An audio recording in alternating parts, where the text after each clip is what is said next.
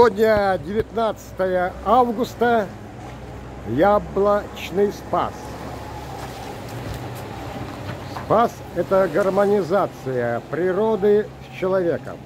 Здесь на лавочке я познакомился с удивительным человеком Виктором Михайловичем. Здравия вам, Виктор Михайлович. Здравствуйте. Расскажите немножко о себе и ответьте, пожалуйста, на вопрос. Кого вы считаете своим любимым, либо любимыми учителями? Ну, я родом из Сибири.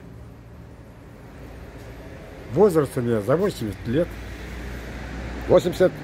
За 80 лет. На пенсии. Жизнь недоволен. Политику считаю. Политику правительства считаю правильной. Любыми учителями моими в школе, я помню до сих пор Нагину Лидию Гавриловну, которая учила меня с 1 по 4 класс. Последующие годы тоже помню учителей, но самые любимые Лидия Гавриловна. Я сам бывший военнослужащий, во время службы самым любимым моим командиром был бывший фронтовик, майор танковых войск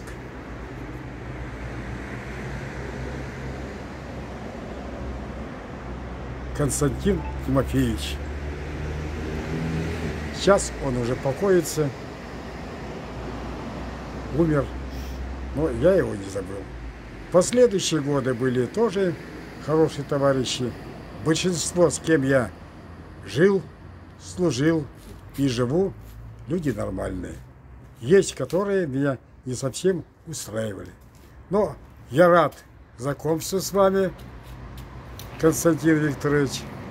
Вот подошла моя жена, с которой я живу 6-10 годиков. Так, расставаясь с вами, желаю вам удачи.